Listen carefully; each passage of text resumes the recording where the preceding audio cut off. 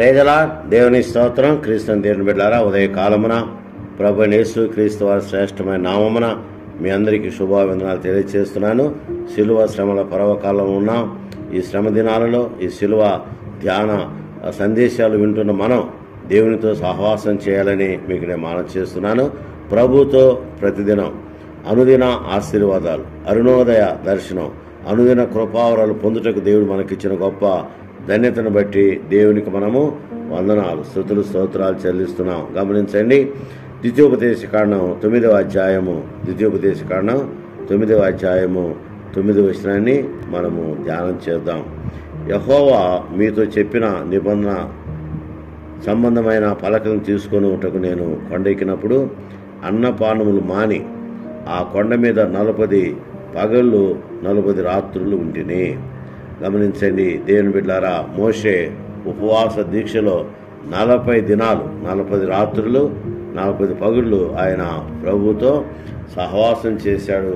దేవునితో నిత్య నిబంధన కోసం ఆయన ప్రభుతో ఉన్నట్లుగా దేవుని బిడ్డలారా జ్ఞాపకం చేసుకున్నాం. కాబట్టి ఉపవాస దినాలు అనేవి చాలా పవిత్రమైనవి, పరిశుద్ధమైనవని దేవుని బిడ్డలారా జ్ఞాపకం చేసుకుందాం. ఎందుకంటే ఆత్మీయ అంతరంగాన్ని మార్చేది ఉపవాసం.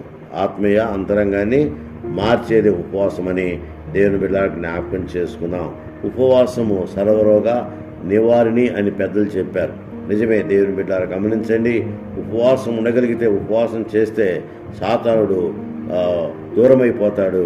సాతాను చేతుల నుంచి మనకు దేవుడు విజయం అనుగ్రహిస్తాడన్న విషయాన్ని దేవుని బిడ్డలారా జ్ఞాపకం చేసుకుందాం. కాబట్టి ఉపవాసం అనేది దేవుడు మనకిచ్చిన భాగ్యమని, ధన్యతని దేవుని బిడ్డలారా జ్ఞాపకం చేసుకుందాం. కనుక మరి చరిత్ర మనం గమనిస్తే, మరి డిడాకే అనే గ్రంథం మనం చూస్తే ప్రభువైన యేసు క్రీస్తు వారు మోషే మరి దేవుని యొక్క సాన్నిధ్యంలో దేవుని యొక్క కార్యాలు జరిగించినట్టుగా మనం చూస్తున్నాం. మోషే ప్రతి బుధవారం సీనాయి కొండపైన ఆయన ప్రార్థించినట్టుగా చూస్తున్నాం.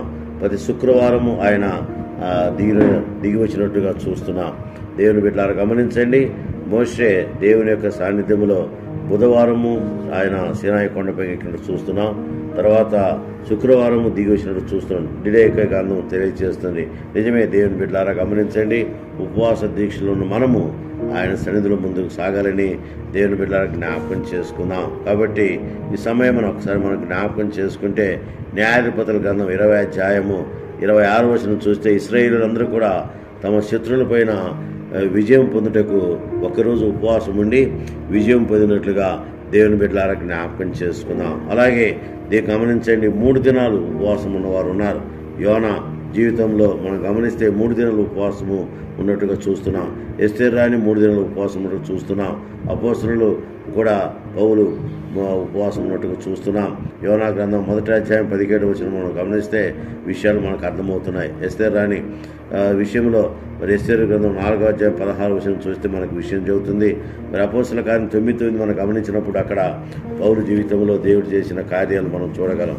కనుక దేవుని బిడ్డలారా గమనించండి, మరి 3 దినాలు ఉపవాసం ఉన్నవారు ఎంతగానో ఆశీర్వదించబడ్డారు. అలాగే 7 దినాలు ఉపవాసం ఉన్నవారిని కూడా మనం దావీదు మహారాజు 7 దినాలు ఉపవాసం ఉన్నాడు. 2వ సమూయేలు గ్రంథం 12వ అధ్యాయం 15 నుంచి 18 చూడగలం. అలాగే సౌలు చనిపోగా ఇశ్రాయేలులందరూ కూడా 7 దినాలు ఉపవాసం ఉన్నట్టు చూస్తున్నాం. సమూయేలు మొదటి గ్రంథం 31వ అధ్యాయం 13వ వచనం చూస్తున్నాం. అలాగే మరి 14 దినాలు ఉపవాసం ఉన్నవారు కూడా మనం చూస్తున్నాం. దేవుని బిడ్డలారా గమనించండి, అపోస్తల కార్యం 27:33 గమనిస్తే అక్కడ యూలి సిబ్బంది వారు 276 మంది ఉపవాసం ఉన్నట్టుగా దేవుని బిడ్డలారా జ్ఞాపకం చేసుకుందాం. తర్వాత 40 దినాలు ఉపవాసము ముందు 21 దినాలు ఉపవాసం ఉన్నట్టుగా దానియేలు గ్రంథం 10వ అధ్యాయం 2 నుంచి 8 మనం చూడగలం. తర్వాత 40 దినాల ఉపవాస దీక్షలో మరి ఆనాడు అనేకులు ఉన్నట్టుగా చూస్తున్నాం. మోషే 2 సార్లు ఉపవాస దీక్షలో ఉన్నట్టుగా చూస్తున్నాం. 40 దినాలు 2 మార్లు ఆయన ఉపవాసం ఉన్నాడు. ప్రవక్త ఏలియా ఆయన 1 రాజులు 19వ అధ్యాయం 8వ వచనం మనం గమనిస్తే ఆయన 40 దినాలు ఉపవాస దీక్షలో ఉన్నాడు. నినివే పట్టణస్థులు కూడా యోనా గ్రంథం 3:4 మనం గమనిస్తే ఉపవాసం ఉన్నట్టుగా చూస్తున్నాం. ఇలాగా శారీరక సంబంధమైనటువంటి కార్యాలు వారు జయించి ఉపవాసం ఉన్నట్టు చూస్తున్నాం.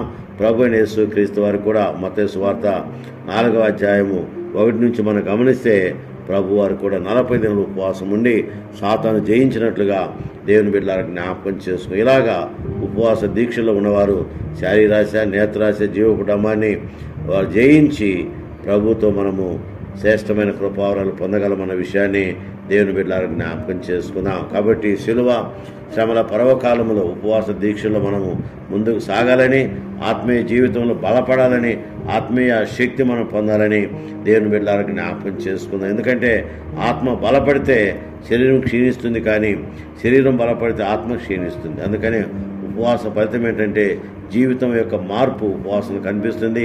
పాత జీవితాన్ని వదిలివేసి నూతన జీవితంలో మనము ముందుకు సాగుటకు ఉపవాస దీక్ష ఎంతగానో మనకు సహకరిస్తున్న విషయాన్ని దేవుని బిడ్డలకు గమనించి ఉపవాస వ్రత దినాలలో ప్రభుతో మనం నిత్యము సహవాసం చేస్తూ